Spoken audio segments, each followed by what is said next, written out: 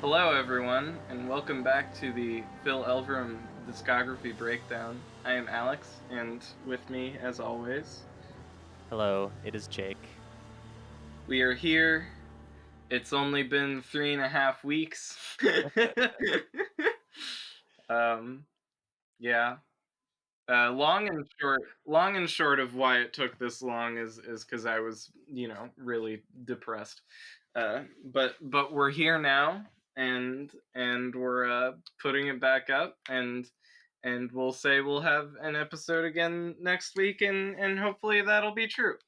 Yes, Um, I will say that these main album episodes are a little more daunting, I guess, to complete. yeah, that is true, and this album especially is very kind of dense and mysterious, and I wasn't really thinking about it much before we like went in, but I don't know, it's kind of like a I don't know, it feels important. It feels like big, I guess, in the same way that like the Mount Eerie album does.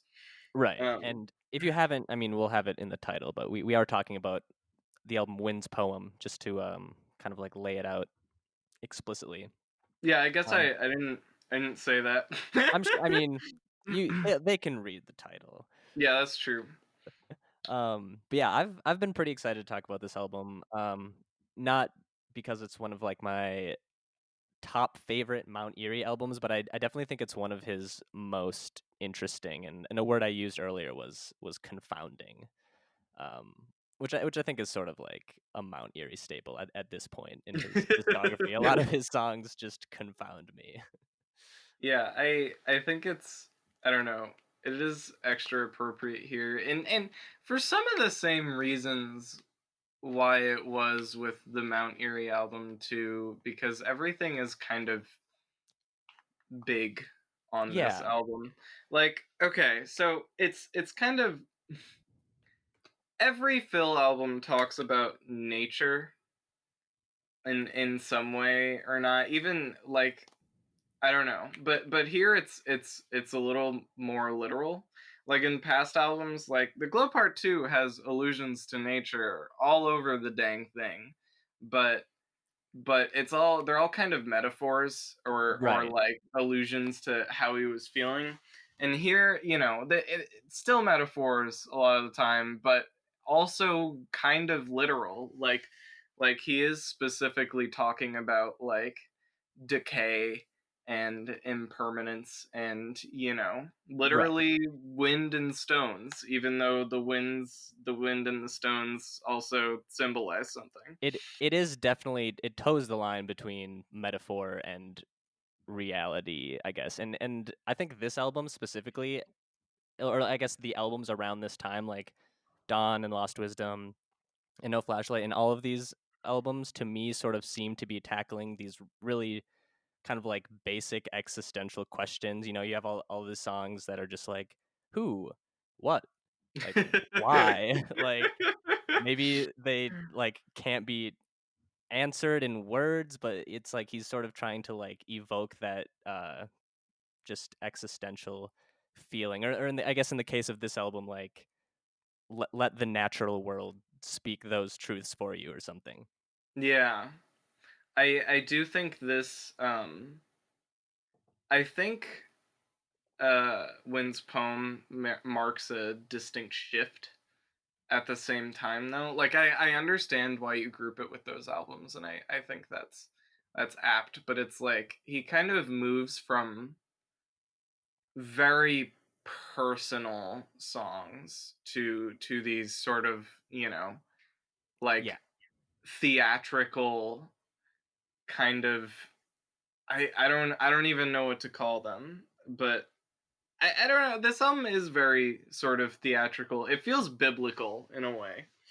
yeah, you're right. I mean, it is, I would say, less tied into his personal life, like less tying in these existential feelings to like his own personal feelings, and more of just actually kind of like I don't know, I guess it is still somewhat personal, but he's, I mean, in in that there's an interview that we were both reading earlier where he talks a lot about like what Wind's poem means or whatever, and just a lot of stuff about like the destruction and rebirth cycle and like the feelings of impermanence and life is fleeting and a lot more kind of yeah, I guess they are less intrinsically tied into like his personal life than they were on some of those previous albums.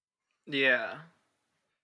Nothing means nothing. Everything is fleeting. Right. Don't get Yeah. used to it.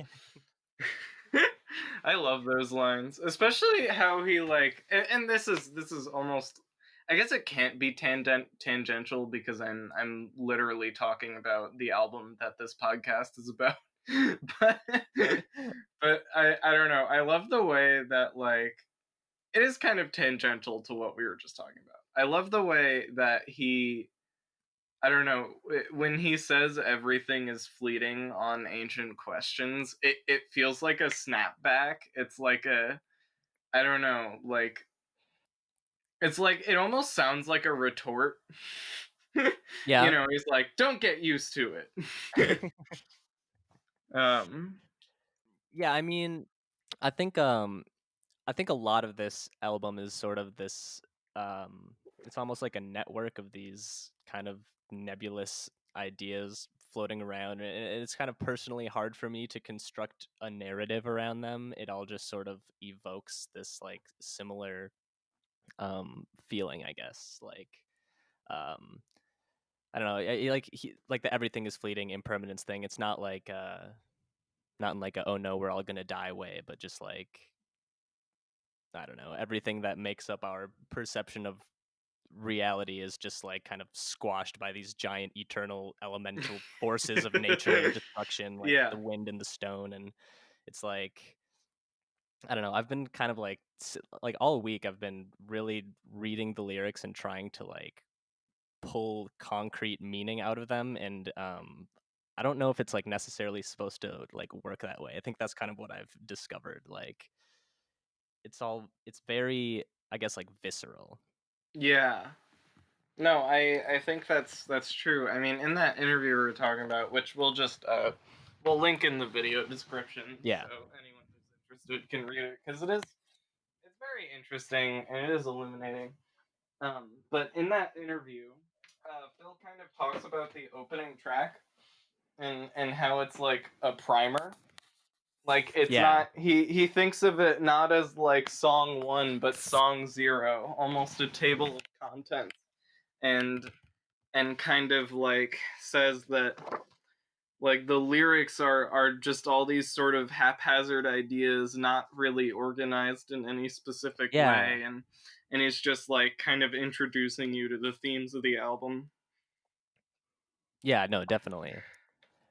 Um, and I actually mentioned this in the chat recently, and I don't know if this is intentional or not, but the beginning, like the first 10 seconds of this album, when it's just that 100% loud, chaotic noise, does that does like sound like really strong wind, right? Is Oh I yeah, yeah. No, I think it was definitely intentional. Um, that he was like trying to do that. I think he might have talked about that somewhere. But there was this I don't know. There's this performance you linked me to that I guess we'll also link in the description yeah. where he plays that song and he's got two drummers Hmm. and it's clear that that is what they are trying to evoke, just like this enormous overwhelming sense of like wind, and they're just kind of going ham on this big gong and cymbals and It's great. um it is great.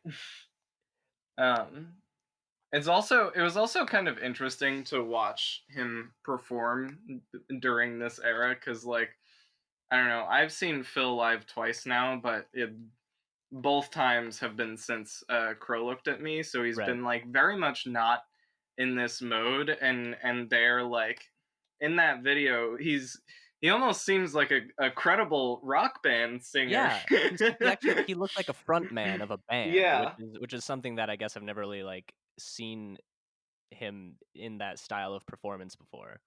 Because 'Cause, yeah, Yeah. the one time I saw him, it was, just him and an acoustic guitar, and most, performances that he has on YouTube or whatever are also sort of just him and a guitar. So it is interesting to see the full kind of, like, maximalist sound being performed live.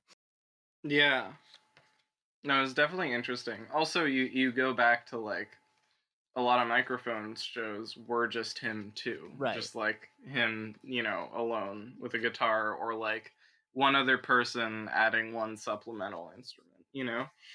So Totally.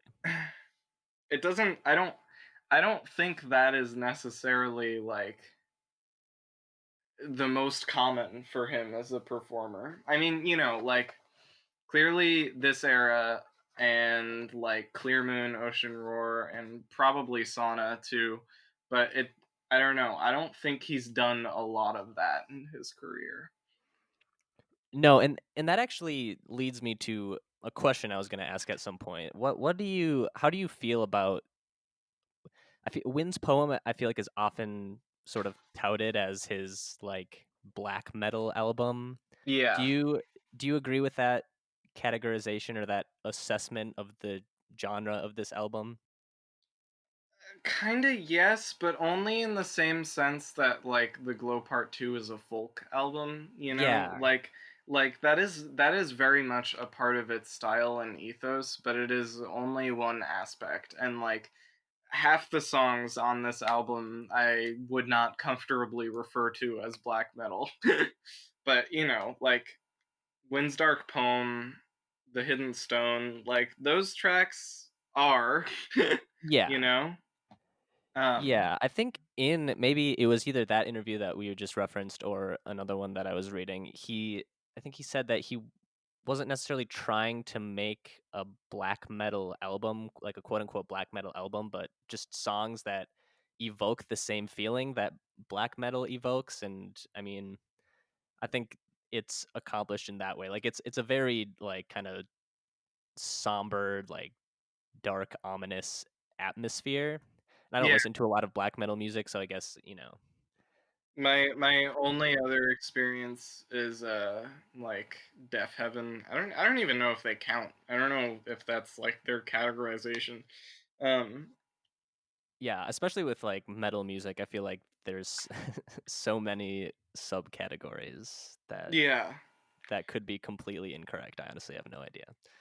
Um, but yeah, I mean, he obviously is not like screaming or anything like that. Although that would have been cool too. But No, he does not. Although like he does do a voice on Wind's Dark Poem.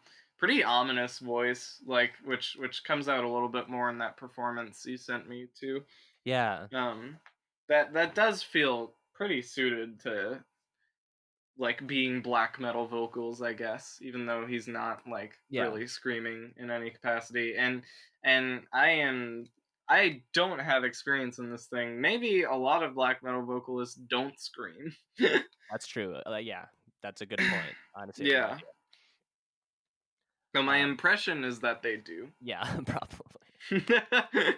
The lyrics are very metal, though. I think just like decay, the destruction of Yeah, every day, sure. etc. And also in that they're kind of like these sort of, I don't know if oblique is the right word, but like very kind of abstract but like sort of dark and simple concepts in like at the same time. Wait, sorry, you cut off after the word abstract. They're like he presents these very kind of abstract but also like heavy and dark and very simple concepts at the Yeah, same time, which yeah, is which feels very, I don't know, true to that. Although again, I don't have enough experience with this genre. right. But it does sort of set this album apart from his other albums in a way. That is like a little different from how he writes almost anywhere else. Yeah, I don't really think there's another album in his discography that's kind of fully like this one. Like he definitely kind of will go on to explore the like uh drony atmospheric side of things with like Clear Moon and Ocean Roar and Sana or Yeah, whatever. he But he plays with it still, but it's not like this was like a focused effort in a way that those aren't. Not to say that those aren't focused efforts, but just, a focused effort in this style is what I mean. right. Also, I do want to clarify, I guess, just like as much as he is presenting sort of like a different style for him, it does still feel very Phil Elverum. It doesn't, I don't know, I don't read the lyrics or listen to the songs and be like, this does not sound like Mount Eerie. Oh It yeah, still does, it's just different. yeah, no, totally.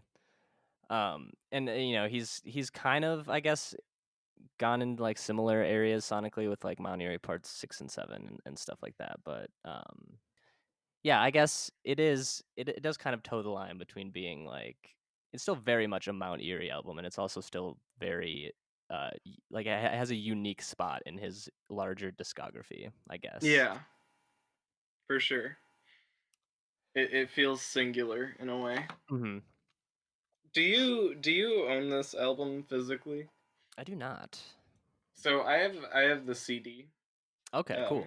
which is like really cheap in his store. Actually, it's like $8, Okay, cool. for a Phil Elverum CD, Right. and it's got this really long pamphlet of all the lyrics and like these just like beautiful pieces of art. Some of them are photographs, some of them are like kind of just watercolor, and they just look burned into the paper in a way I don't totally know how to explain.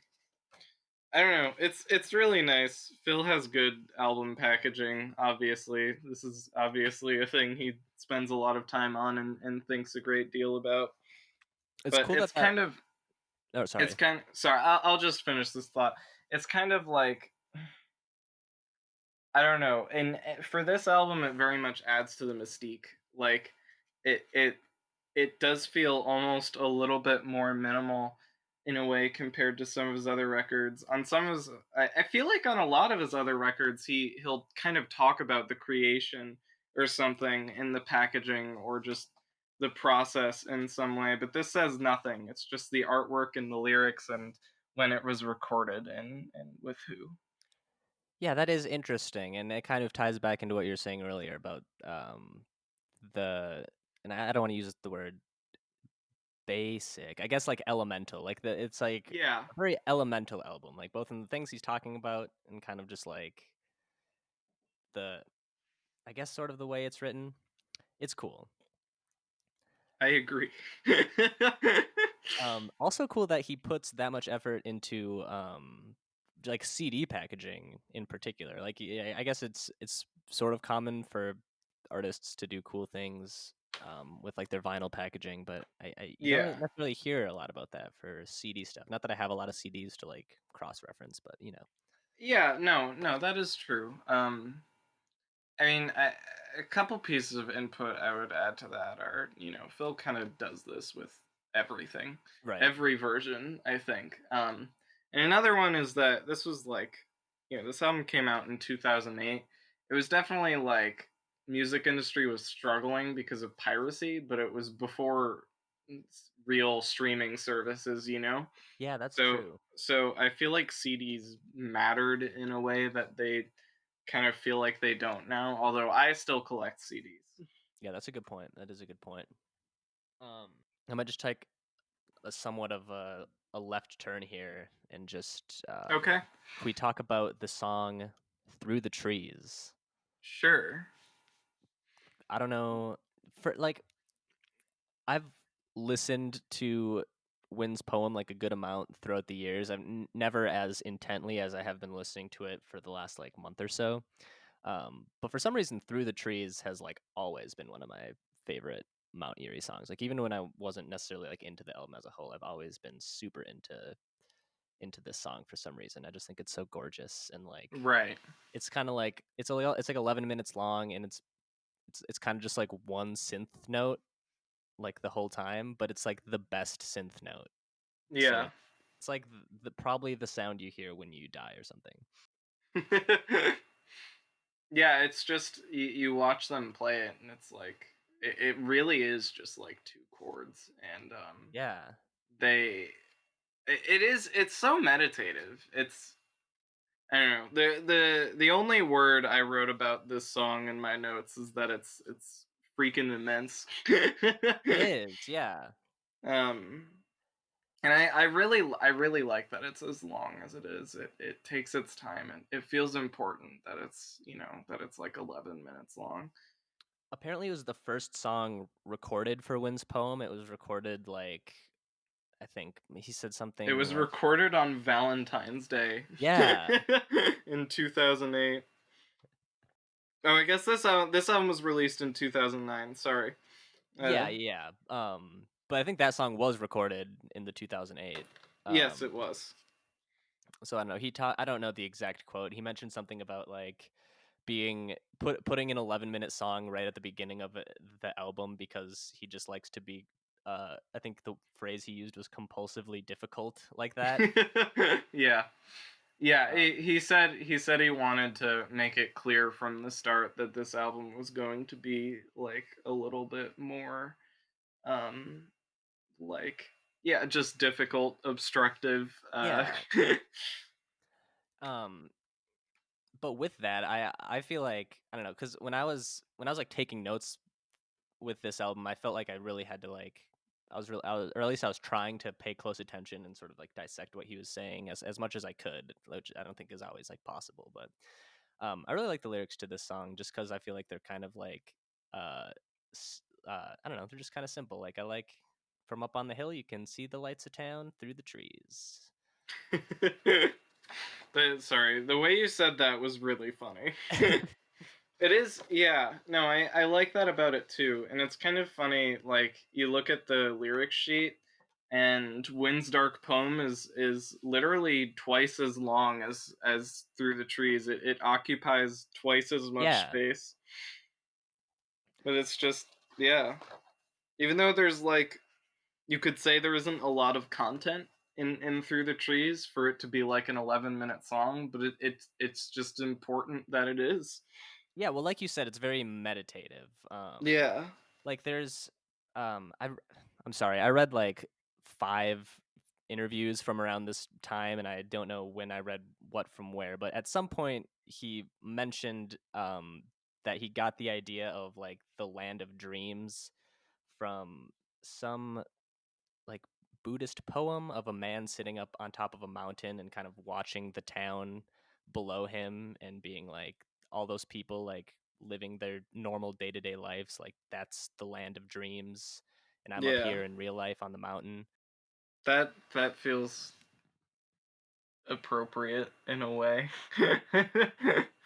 um I mean, I think Phil talks a lot about like kind of how like shallow, and this sounds pretentious. I swear it's not coming from a place of pretension, but how shallow American culture and history is, how it's kind of like, half of America just looks the same because we're like all moving from place to place, so it doesn't really matter if it's like an Olive Garden or like a Yeah, yeah, yeah. real like family owned restaurant or something.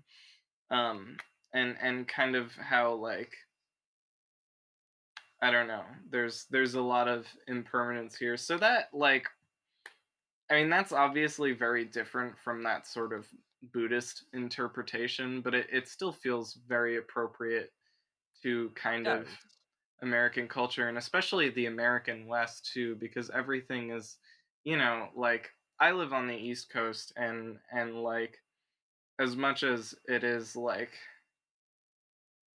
I don't know, like a history of colonization and stuff, it like there is distinct like history here. The Mhm. colonization is much older here than it is in Washington State, I guess. Yeah. um in a way, or has deeper roots, and I think like, I don't know, I don't remember where I was going with that.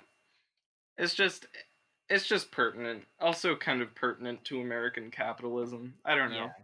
It's a good line. it is, and I kind of like. I feel like with Phil's music specifically, like, um, I don't know, like there's definitely not like you. I think I read that thing you were referencing, like a lot of history in that area. Um, but the fact that I feel like for Phil and his music, like there almost kind of is like he has probably been in that one spot for like his entire life, and like so much of Yeah. his music is informed by like that specific area, I guess. I think in some way he's trying to consciously build this Right. history. Yeah. Exactly. Yeah. Um. Yeah. What's another any other like songs you wanna give a shouts out to here? Um like, you know, I don't know, there are a few like Ancient Questions fucking rocks. Yeah, I love Ancient Questions. um and honestly, Windstark Poem might be like a one of my favorite Phil openers. Maybe number 2 after I Want Wind to Blow. That's a good opinion. It just, I don't know, there's just something deeply like, it's just very like captivating, I guess, rapturing. I don't know, like it just comes right out the gate with that loud noise, and it's kind Yeah. of overwhelming and like a little bit too much. And then it takes a step back, and there's those like really intense guitar sounds, Yeah. and you know the way Phil sings, and then it just hits you all over again. Like, I don't know, it really works for me, and I think it's like, I don't know. It tries to make it just like makes the album known to you right away. In a way, it's like announcing itself. Um and like, I don't know. It also is just a good song. It's well Yeah. written. It's well structured. I enjoy it a great deal. It's very good. I think there's a sort of like I don't know if the word meta is correct to use here, but I feel like there's almost a meta aspect where it's like him talking about wind and also like making the sound of wind, um, like just kind of this existential question, like why are we here? I don't know. Loud wind sound. It's like it's kind of like very cathartic. Yeah, no, totally. Yeah, it's also like, I don't know. You don't like, I don't know. I feel like if you're feeling bad and you put it on, it's just like it just lands, you know? Yeah.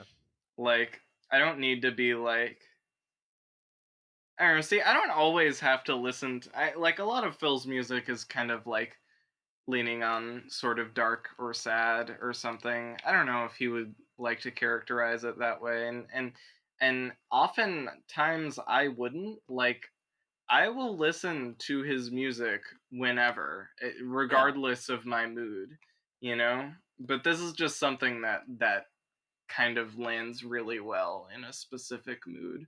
And Totally. like, I think that's can be true of this whole album. Like, I don't know, many of my listens of this in prep for this podcast have been like, you know, middle of summer, like midday, you know, on in this like little East Coast town, which just feels really like not fitting to the record itself, but it still works. But again, like there were times where I did really feel the disconnect, and it kind of made it hard for me to like want to sit with this and like let this album into your space, into my space, because it really demands your attention.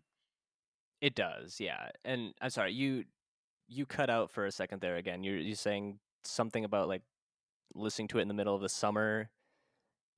I was just talking about how it made it difficult to kind of like totally connect with it Oh yeah, sometimes, or feel like it was like what I wanted to be listening to because it felt so at odds with what was around me and where I was, you know?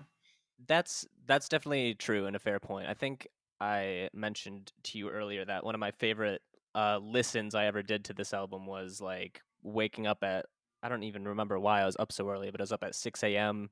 and it was like I live in the upper Midwest, so there was just like a blizzard happening, and I for some reason thought it would be a good idea to toss a Wind's poem on, and it was probably the most like, sorry, there's like crazy ass sirens behind me right Yeah. Wow. now. But It was probably the most what? just like fitting, I guess, like atmosphere to listen to that album in. Just kind of like dark, the sun rising, it's cold. It's already evocative of that kind of environment, so listening to it inside of it is kind of like a 4D experience or something. Yeah, no, I get that. Yeah. That's that I feel like those are some of the best listens of music. I don't know. I like one time I put on Kid A when I was on an airplane and there was really bad turbulence and I was like, am I gonna die? And I don't know, like I've listened to that album so many times, like literally hundreds of times, that it doesn't actually do a whole lot to me anymore. I've kind Yeah, of been taking an extended break on yeah, purpose. But like in that moment it was like, I don't know, it just fit the apocalyptic yeah. kind of context of my life. Like you don't necessarily need to be in a specific environment to enjoy, whatever album, but sometimes you just are in the right place at the right time and you like put on the right thing and it just hits different. Yeah. One thing I this is totally another left turn, but something I thought about this week that I forgot to mention while we were talking about Lynn's Dark Poem is like this was actually or just the album in general. This was actually a really natural transition for him. Like I I don't know. It is different from his other albums in a lot of ways, and some of the songs could be like, like I don't have that much trouble imagining Through the Trees or Ancient Questions or Between Two Mysteries on like Clear Moon Ocean Roar. Oh yeah. But like I don't know, it he did well with the black metal style, I guess. Yeah. I It, mean, the it DNA is there. Like, yeah, it doesn't seem like it feels kind of effortless in a way. The transition. yeah, totally. It's different, but I can sort of trace that progression. I can listen to like I like this the song Something on this album, one of many songs called Something, like reminded me a lot of one of the Some Things on the Glow Part 2. And there's like a couple just like distortion things he does that sort of like reminded me of like No Flashlight or like the Mount Eerie album or something. Like I can kind of see Yeah. it's like different, but I can see the through lines. Like I can understand how he arrived here from what he had Yeah. been doing before.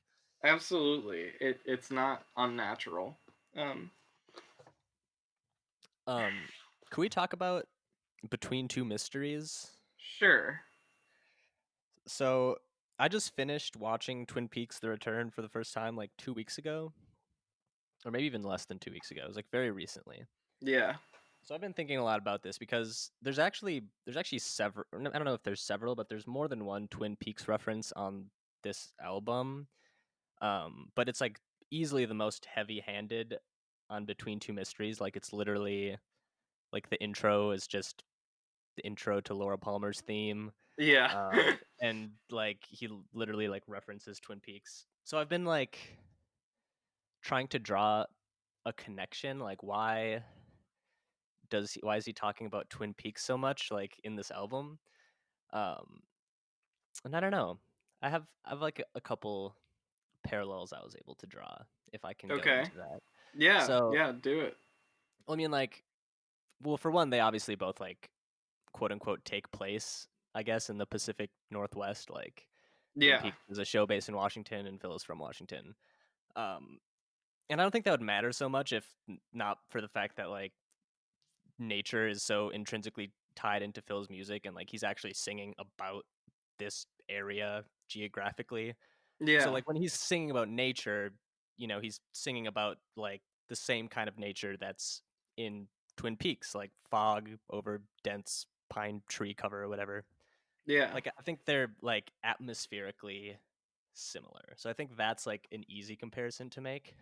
Yeah, well, nature was a big part of Twin Peaks itself too, like Totally. especially in The Return. Yeah, Um, right.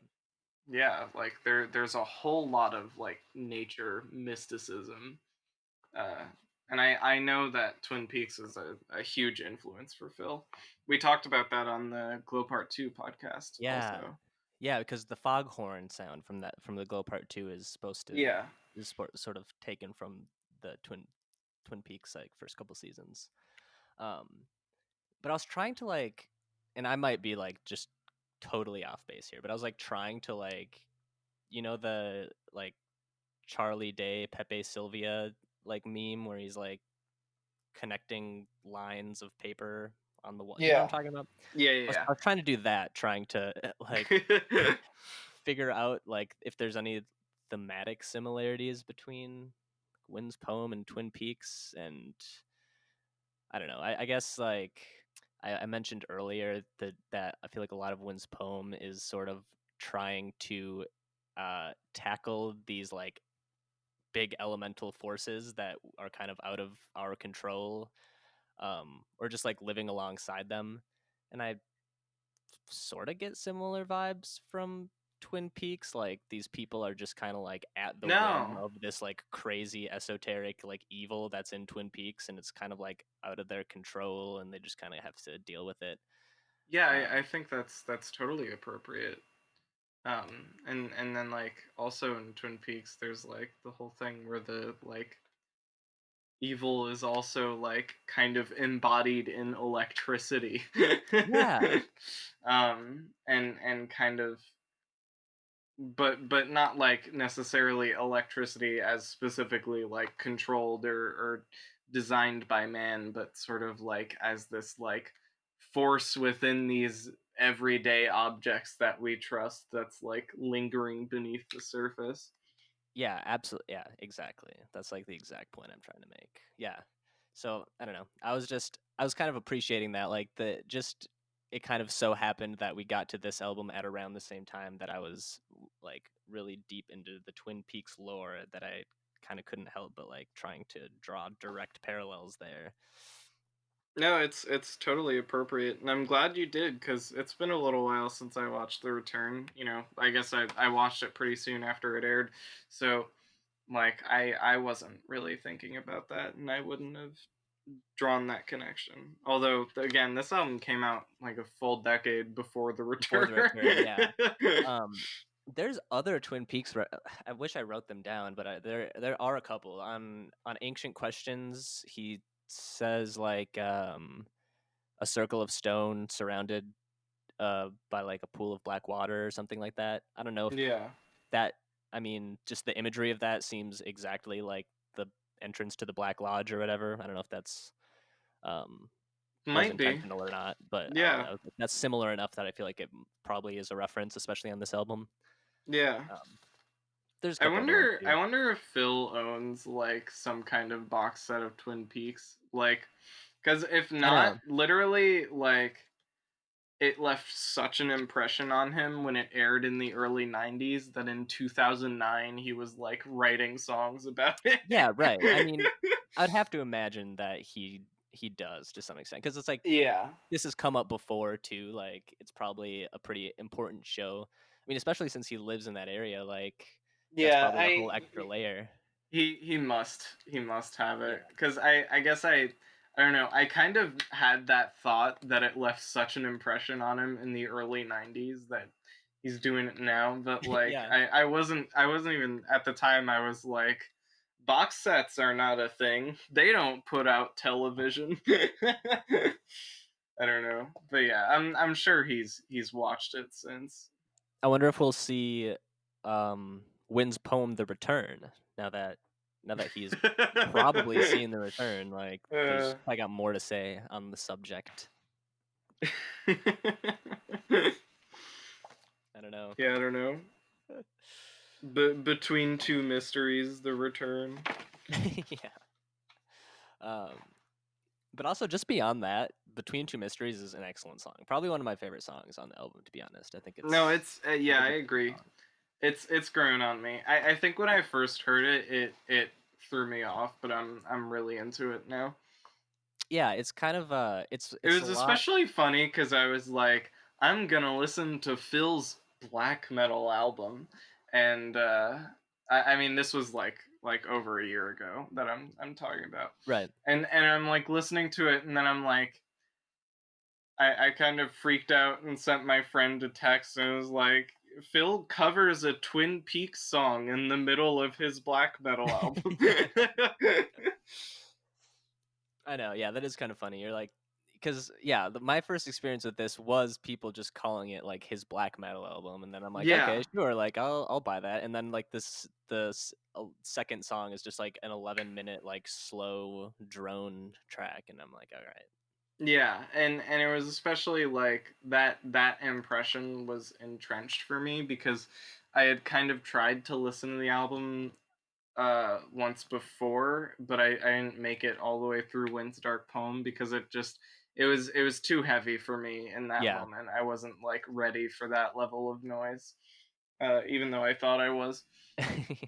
Um, so it was like, yeah, it was very it kind of threw me off, and especially because like no disrespect to the Twin Peaks soundtrack. I've grown to find it very compelling, but I remember when I first like watched Twin Peaks, the soundtrack struck me as like really kitschy and yeah, kind of like soap opera music because and it it is is in a like way. that. Yeah, Yeah, it it, totally it is. absolutely is. But it's also very compelling. But yeah, so it was like just funny to hear that kind of really like outdated synth noise in the middle of this, Yeah, in big, this black grand, metal album. heavy, epic. Yeah, right. It's like you're listening to a black metal album, then all of a sudden it's like. But yeah. I don't have too much else to say. I just have a couple things I wanted to say. Yeah, go Um, for it. I'm happy to listen. yeah, just a couple really quick points. One, and we have actually mentioned this. Actually, I think you specifically mentioned this to me, is that it's sort of hilarious that. So, okay, we have the album Lost Wisdom, which contains the song Lost Wisdom. And Yeah. then Oh yeah. a year later we get the song Lost Wisdom Part 2 Yep. on the album Wind's Poem. Yep. 8 years before we get the album Lost Wisdom Part 2, which contains no song called Lost Wisdom, 10 except for the years. 10 years, and there A is real full Lost Wisdom. a goddamn decade. What is this, Phil? Yeah. Which is the true Lost Wisdom Part 2?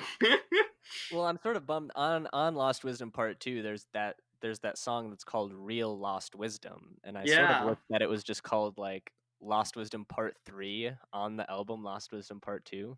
But then should the album be Lost Wisdom Part 2, Part 3? And Yeah, there's a that's a good conundrum point. because the Glow Part 2 is Yeah. called the Glow Part 2 and there was no the Glow Part 1 album. But then again, there's also the song The Glow Part 2 on the Glow Part 2 that the Glow Part 2 was probably just named after. But I remember distinctly when I first got into the album, I was like, well, where is the Glow Part 1? And this was like 2014 that I like, or 2013 that I first heard about the album, was kind of like starting to show interest. I wouldn't really get into the album for a few years, Right. but but like, yeah, it threw me off because I didn't know there was a the Glow song. Um, and I didn't know there was a song called "The Glow Part 2" on the album. Yeah, well, there's a lot of confusing layers because according to Phil's own criteria of you can make an album that's a sequel to a song, then I think Lost Wisdom Part 2 it actually should be Lost Wisdom Part 3, and I kind of wish it was now. Phil, if you're listening to this, you should go back and make Lost Yeah. Wisdom Part 2 actually Lost Wisdom Part 3. It will fit better Recall all the into the physical canon. copies Yeah. and just cross off the 2 and write 3 on Yeah, you don't even it. need to cross it off. Just like make the little loop on the bottom, change that 2 into a 3, and we're good to go. Okay. That was one thing that I Yeah, that wanted to was say. our stupid digression for this episode. Yep. Um, I think, well, this is kind of funny. I was watching this little like interview slash documentary thing from the sauna period today, and he yeah, kind of like he was talking about Edvard Munch, uh, and um how like he had these kind of he had some compositions that he made as a woodblock print and as a uh, as a painting, and Phil was like, I wonder which was the real version, and then he says, well, maybe he didn't make those distinctions, which I think is yeah. inspiring. So, That's probably the real answer which here. I think is fair Yeah. and right. Yes. Yeah. That's probably the truth of it. Like we said on the last episode, it's all just a big compost pile. Yeah. God, Um, that was such a good quote. I know. Yeah. And this album very much fits into that too, because it's like, I don't know. It I've always thought of this album as kind of a monolith. Which, Yeah. you know, stone. Right. That was, it was not an intentional pun, but then as it was coming out, I was like, that's a pun. But I used to think of this album as a monolith, but it really kind of isn't. Like, I went back and listened to Lost Wisdom, and there are allusions to like the kind of concepts and phrases that would be Yeah. talked about on this album, and Mhm. also like, I don't know, yeah, it's just, and then there's like Through the Trees Part 2 on Clear Moon. Right. Like, it is very much a part of the like living tapestry that is Phil's discography. Yeah, totally. There's just a lot of, I guess, similar DNA between this and his other stuff, even if it's not like super clear on first listen. Like it's definitely in there. Yeah, He absolutely. definitely likes talking about this stuff. And he does it a lot. Thanks for listening, folks. Yeah. um and the other thing I was going to mention actually before the Lost Wisdom Part 2 thing, and I probably should have mentioned this first. But it's the and I don't even understand really what it means, but like the dichotomy between stone and wind that shows up on here a lot. Like he kind of paints them as like Yeah. these two separate, like opposing eternal forces that are there's like Yeah. kind of a dichotomy. Like wind is like got a solid form and is like, you know, solid stone, and wind is kind of this like amorphous, like flowing thing, and how they're kind of like at odds with one another. And I don't know like what it means really, but he talks about Yeah. it in Stone's Ode, which I think is another like really excellent song. In the interview, he calls stone as the opposite of wind, Yeah, and yeah, yeah, sort of mentions that, you know, some of this kind of explores how stone is being eroded very slowly by wind, and yeah, kind of paints these songs as as wind singing about stone and stone singing about wind. I just think that's so cool. Yeah. Yeah. It's a really interesting album. I definitely like. Sorry, I just dropped my Wind's poem pamphlet Oh, you're onto good. my laptop mic. Um, it's a really interesting album, and I think, I don't know. I think you can probably go deeper than we've gone on this episode, and Yeah. and maybe there would be cause to do that someday. I don't know. There's it's cool. It's good stuff. That's all. That's all I have to say. Yeah, no, it's really cool. Just like I love the concept of it. Like just, like wind blowing through trees and like what is it saying? Like it if like pretending like it's saying words, I think is something that he mentioned in one of those interviews, like Yeah, pretending yeah, wind is whispering to you and like what is it saying? yeah, And just kind of like running with that idea. You could probably take it really deep. Like I mean, as far as I am aware, Phil reads a lot of like um, philosophy and like there's definitely some like spiritual components to some of this stuff that I really wish I was more well versed in because I'd really love to kind of like fully dive into that sort of angle, but yeah, it's pretty esoteric and it's like I would need to put like a genuine amount of like effort into it, I feel. yeah. No, absolutely. But I don't know. It's still we without that knowledge, it's still there's a lot to enjoy.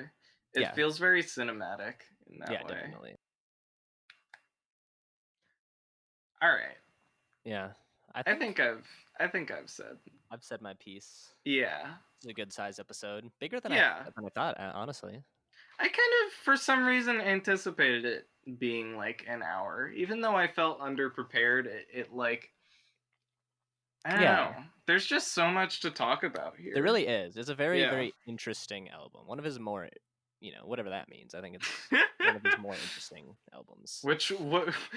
What's one of his less interesting Well, yeah, albums? right. Yeah. Okay. Yeah, so I believe our next episode is a interlude type episode in which we will be Yes. discussing the following albums. I think it's White Stag, right? That's one of them. Um, Black Wooden Ceiling Opening, I think, is one of them, which I'm extremely excited to talk about. It's one of my favorite Yeah. like Mount Eerie things. What do you remember what the other ones were?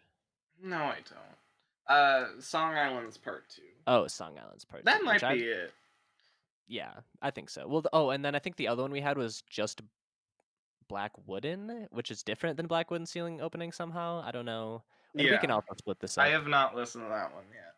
Yeah, but something like that, something in that general vicinity will be the next episode. Yes. Hopefully next week. Right now it feels doable, but Wynn's Yeah. poem in a week also felt doable to me. I'm afraid of making promises. Thank you for listening. Yes. Goodbye. Goodbye.